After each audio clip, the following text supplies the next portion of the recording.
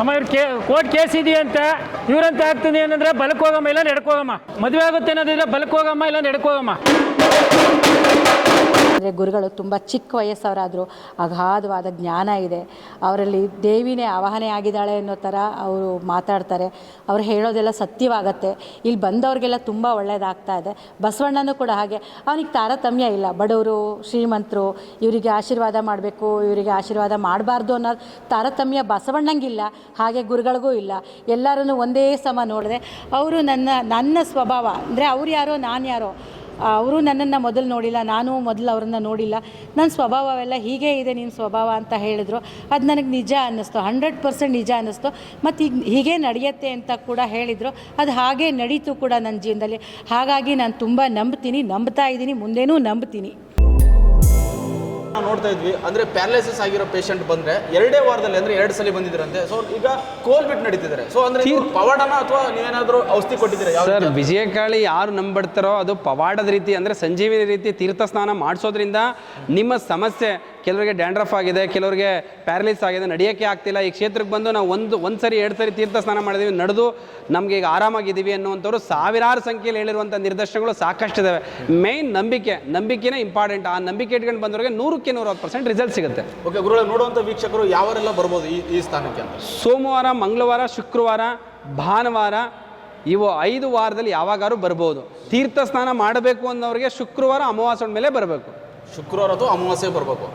Okay ಗುರುಗಳೀಗ Anjana ಶಾಸ್ತ್ರದ ಬಗ್ಗೆ ಹೇಳಿದ್ರಿ, ಜೊತೆಗೆ ಕವಡೆಗಳ ಬಗ್ಗೆ ಹೇಳಿದಾಗ ತುಂಬ ನಿಖರವಾಗಿ ಹೇಳ್ತೀರಾ ಅಂತ. ಈಗ ಪ್ರೆಸೆಂಟ್ ನಮ್ಮ ತಲೆಯಲ್ಲಿ ಏನಿರುತ್ತೋ, ನಮ್ಮ ಜೀವನದಲ್ಲಿ ಏನಾಗಿರುತ್ತೋ ಅದನ್ನೇ ಹೇಳ್ತೀರಾ. ಖಂಡಿತ 100% ಏನು ಸಮಸ್ಯೆಗೋಸ್ಕರ ಬಂದಿರಿ, ಎಷ್ಟು ದಿನದಲ್ಲಿ ಬಗೆರುತ್ತೆ, ಏನಾಗಬೇಕು ಅಂತೇಳಿ ನೋಡಿ ಹೇಳುವಂಥದ್ದು ಒಂದು ವಿಶೇಷ.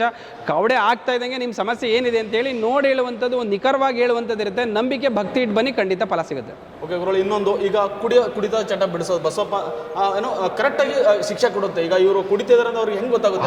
ಹಲವಾರು ವರ್ಷಗಳಿಂದ ಕುಡಿತ ಚಟಕ್ಕೆ ದಾಸರಾಗಿರುವಂಥವ್ರು ಸಾವಿರಾರು ಲಕ್ಷಾಂತರ ಸಂಖ್ಯೆಯಲ್ಲಿ ಕುಡಿತ ಬಿಡಿಸಿರುವಂಥ ನಿರ್ದೇಶನಗಳು ಸಾಕಷ್ಟಿದ್ದಾವೆ. ಬಸವಣ್ಣವ್ರ ಹತ್ರ ಬಂದು ಪಾದ ಕೇಳಿ ಮತ್ತೆ ಬಸವಣ್ಣ ಆಶೀರ್ವಾದ ತಗೊಂಡು ಬಾಳೆಹಣ್ಣಲ್ಲಿ ಪ್ರಸಾದ ತಿಂದಿರುವಂಥವ್ರು ಸಾಕಷ್ಟು ಜನ ಕುಡಿತ ಬಿಡಿಸಿರುವಂಥ ನಿರ್ದೇಶನಗಳು ಸಾಕಷ್ಟಿದ್ದಾವೆ. ಓಕೆ ಗುರುಗಳ, ನೋಡುವಂಥ ವೀಕ್ಷಕರು ನಿಮ್ಮ ಈ ಮಠಕ್ಕೆ ಬರಬೇಕಂದ್ರೆ ಯಾವ ರೀತಿ ಅಡ್ರೆಸ್ ಹೇಳಿ ಕರೆಕ್ಟಾಗಿ? ಮಂಡ್ಯ ಜಿಲ್ಲೆ ಪಾಂಡವಪುರ ತಾಲೂಕು ಕೆ ಬಿಟ್ಟಳ್ಳಿ ಹಾಗೂ ಹುಲಿಕೆರೆ ಕಪ್ಲು KR ಪೇಟೆ ಮುಖ್ಯ ರಸ್ತೆಯಲ್ಲಿ ಬರುತ್ತೆ. ಪಾಂಡವಪುರದಿಂದ 6 ಕಿಲೋಮೀಟರ್ ಆಗುತ್ತೆ. ನೀವು ಆಟೋ ಅಥವಾ ಬಸ್ ಮುಖಾಂತರ ಬರ್ಬೋದು. ಮೇಯ್ನ್ ರೋಡಲ್ಲಿ ಇರುತ್ತೆ. ಸಮಯ ಬಂದು ಬೆಳಿಗ್ಗೆ 6 ಗಂಟೆಯಿಂದ 1 ಗಂಟೆ ಒಳಗಡೆ ಬರಬೇಕು. ಪ್ರಶ್ನಾವಳಿ ಕೇಳ್ತಾರೆ. ಸೊ ಅದನ್ನು ಕೂಡ ನಿಖರವಾಗಿರುತ್ತೆ. ಎಡಗಡೆ ಹೋಗುತ್ತೆ, ಬಲಗಡೆ ಹೋಗುತ್ತೆ, ಅಂದ್ರೆ ಹೇಗೆ ಅದೆಲ್ಲ ಹೇಗೆ ವರ್ಕ್?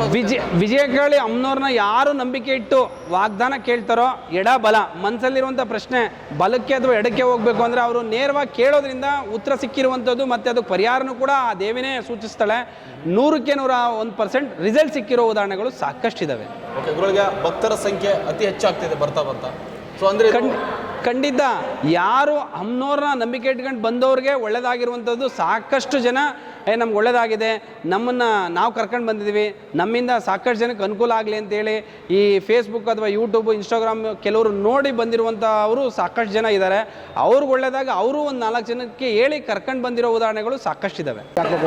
ಅಮ್ಮ ಇವ್ರು ಕೋರ್ಟ್ ಕೇಸ್ ಇದೆಯಂತ ಇವ್ರಂತ ಆಗ್ತದೆ ಏನಂದ್ರೆ ಬಲಕ್ಕೆ ಹೋಗಮ್ಮ ಇಲ್ಲ ನಡ್ಕೋಗಮ್ಮ.